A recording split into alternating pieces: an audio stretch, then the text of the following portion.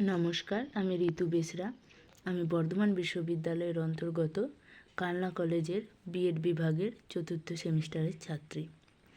আজকে আমি EPC 3 এর অন্তর্গত কন্টেন্ট ভিডিওর মাধ্যমে ষষ্ঠ শ্রেণীর সুন্দর একটি কবিতা ধরাতল সম্পর্কে আলোচনা করব। কবিতার নাম ধরাতল। এই ধরাতল কবিতাটি রচনা করেছেন বিশ্বকবি রবীন্দ্রনাথ ঠাকুর। কবিতাটি শুরু করার আগে আমরা কবি সম্পর্কে কিছু কথা জেনে নেব। বিশ্বকবি রবীন্দ্রনাথ ঠাকুর জন্মগ্রহণ করেন 1861 খ্রিস্টাব্দে 7ই মে কলকাতার জোড়াসাঁকোর ঠাকুরবাড়িতে।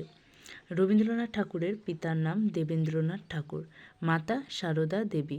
রবীন্দ্রনাথ ঠাকুরের মৃত্যু হয় 1941 খ্রিস্টাব্দে 7ই আগস্ট। তিনি ছিলেন একাধারে বাঙালি কবি, ঔপন্যাসিক, সঙ্গীত স্রষ্টা, নাট্যকার, চিত্রকর, ছোট গল্পকার, প্রাবন্ধিক ও দার্শনিক। তাকে বাংলা ভাষার সর্বশ্রেষ্ঠ সাহিত্যিক মনে করা হয়। তিনি তার দীর্ঘ জীবনে অনেক কবিতা, গান, ছোট গল্প, উপন্যাস রচনা করেছেন। তার মধ্যে উল্লেখযোগ্য কিছু রচনা হলো মানসী, চিত্রা, রাজশ্রী, গোরা, ডাকঘর প্রভৃতি। রবীন্দ্রনাথ ঠাকুরের ছদ্মনাম হলো ভানুসিংহ ঠাকুর। রবীন্দ্রনাথ ঠাকুর 1913 সালে সং অফারিংস বা গীতাঞ্জলি কাব্যগ্রন্থের জন্য নোবেল পুরস্কার পান। কবিতার উৎস। আমাদের আলোচ্য ধরাতল কবিতাটি তার চৈতালি নামক কাব্যগ্রন্থ থেকে নেওয়া হয়েছে। এই চৈতালি কাব্যগ্রন্থটি প্রকাশিত হয়েছিল 1896 খ্রিস্টাব্দে। আসলে রবীন্দ্রনাথ ঠাকুর তার জীবনের একটা সময় পৈতৃক জমিদারি সূত্রে গ্রাম বাংলার বিভিন্ন স্থানে ভ্রমণ করেছিলেন। তখন তিনি নদীমাতৃক পল্লী বাংলার সৌন্দর্য ও মানুষের সহজ সাধারণ জীবনকে গভীরভাবে উপলব্ধি করেছিলেন। সেই সময় পর্বেই এই মানসিক কাব্যগ্রন্থটি রচিত হয়। এই কাব্যগ্রন্থের অধিকাংশ কবিতায় পল্লী বাংলার প্রাকৃতিক সৌন্দর্য ও মানবপ্রেমের সুগভীর প্রকাশ ঘটেছে। আমাদের আলোচ্য ধরাতল কবিতাটিও তার ব্যতিক্রম নয়। ধরাতল কবিতাটি হলো চতুর্দশপদী কবিতা বা সনেট ধর্মী কবিতা। চতুর্দশপদী কবিতা হলো 14টি লাইনের একটি কবিতা, অর্থাৎ যে কবিতায় 14টি লাইন থাকবে সেটাই হচ্ছে চতুর্দশপদী কবিতা। চতুর্দশপদী কবিতার 14টি লাইন দুটি অংশে বিভক্ত থাকে, অষ্টক ও শতক। অষ্টক হলো কবিতার প্রথম 8টি লাইন আর শতক হলো কবিতার শেষ 6টি লাইন। এই সমস্ত বৈশিষ্ট্যগুলি যে কবিতার মধ্যে থাকবে তাকেই আমরা বলবো চতুর্দশপদী কবিতা। এছাড়াও চতুর্দশপদী কবিতার প্রতিটি লাইনে অক্ষর সংখ্যাও থাকে 14টি।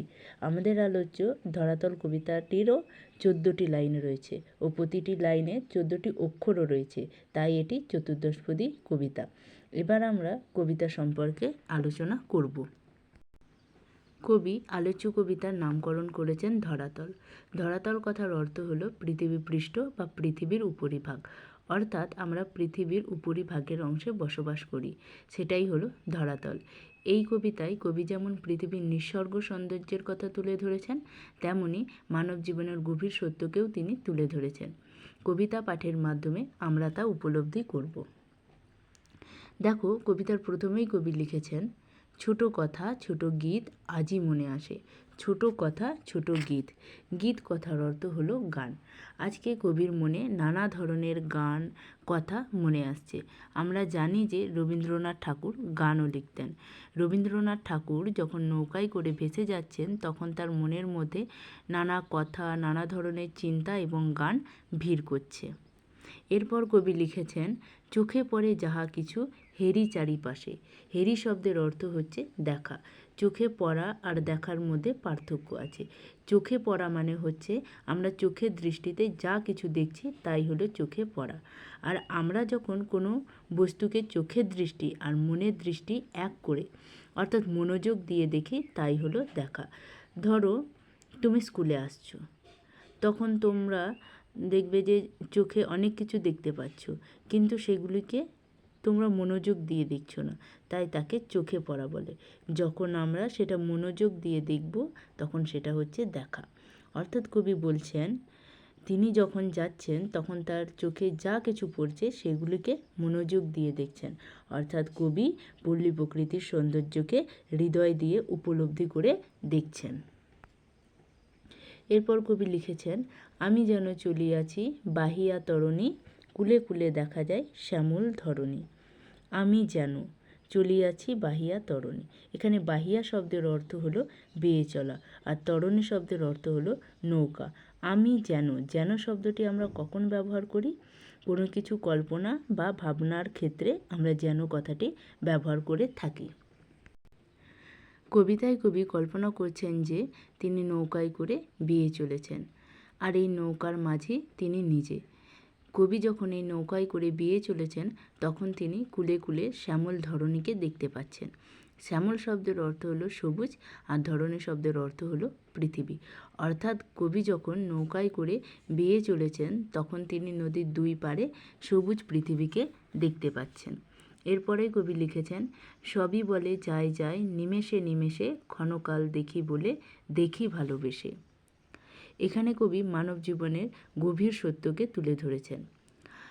আমাদের জীবনে কোনো জিনিসই স্থির নয়, প্রতিনিয়ত সেগুলি চলমান। সময় যেমন থেমে থাকে না, আমাদের জীবনও থেমে থাকে না। আমাদের জীবনের সব কিছুই অতীতের দিকে ধাবিত হয়। আজ আমরা যেটা দেখছি সেটা কাল অতীত হয়ে যাবে। ধরো, আজকে তোমরা যে ক্লাসে পড়ছো, যে বিষয়গুলো পড়ছো, সেই জিনিসগুলো কিন্তু 1 বছর পর আর ফিরে পাবে না। তাই কবি বলছেন, বর্তমানে যে জিনিসগুলো আমরা দেখতে পাচ্ছি সেই জিনিসগুলোকে ভালোবেসে দেখতে। কারণ এই জিনিসগুলো বা এই বর্তমান সময়টাকে আমরা আর ফিরে পাবো না, কারণ এগুলি আমরা ক্ষণকালের জন্য, অর্থাৎ খুবই অল্প সময়ের জন্য দেখতে পাচ্ছি। তীর হতে দুঃখ সুখ দুই ভাই বোনে মোর মুখ পানে চাই,